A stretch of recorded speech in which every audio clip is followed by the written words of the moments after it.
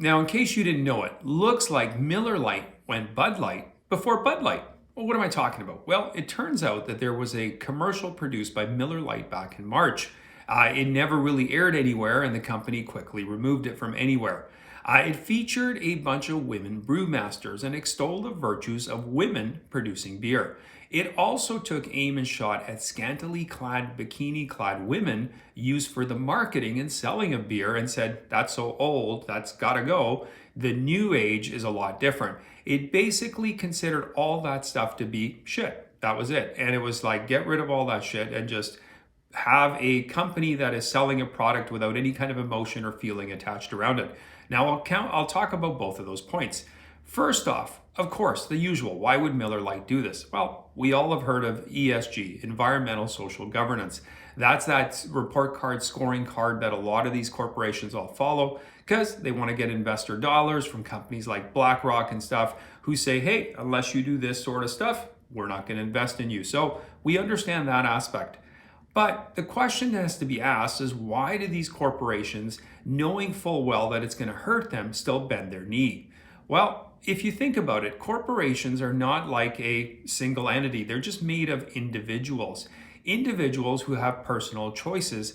And it appears that a lot of the people that are in these corporations, at least in the upper levels, are left-leaning and wokesters to the max. Why are they? Well, they've been they're byproducts of school, of a advanced, higher education schooling system like universities and colleges that are pumping these individuals out who think just like this.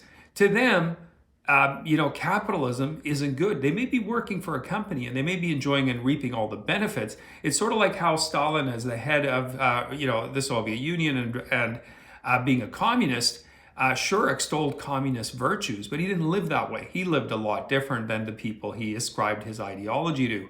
So do these people. When they're making several $100,000, if not millions of dollars a year, they can afford to be socialists and communists. It's easy. It totally works because they don't live that life. However, because of their fervent hate of capitalism, they have no problem with companies being destroyed. They actually joyfully delight in that. I mean, the whole idea of a Marxist socialist, the whole Black Lives Matter, all of this deconstructionism is to take apart something and reimagine and recreate it. So why not take apart corporations and the brand they represent and the ideology that they're targeting and deconstruct it all, while at the same time it doesn't impact you because you've got your virtue signaling job and you're still getting paid. That's why these folks are doing this. And collectively, when we look around and we say, well, it's happening everywhere, well, that makes logical sense.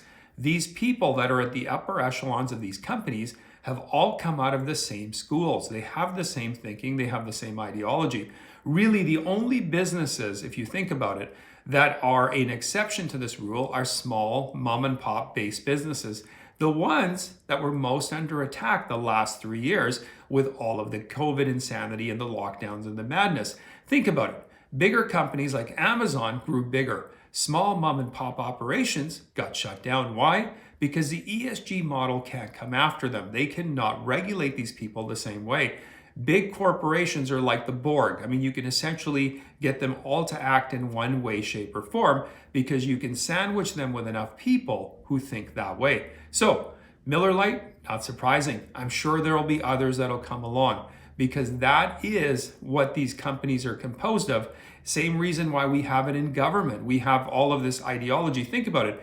If you had a bunch of pedophiles, all that were in government and the higher upper echelons of government itself, or in the the deep state, so to speak, the bureaucrats, why would we be surprised that policies, deviant policies, would likely come out as well? That's a natural outcome of people who share this ideology because they're the ones in charge. So it should never come as a surprise. Anyway, I hope you enjoyed this video. Please post any comments you have in the comment section. You can always follow me in my Rumble or my Locals account. If you haven't yet subscribed to my channel, please do so. Get on board. And again, like I said, check out some of my past videos and I will see you next time.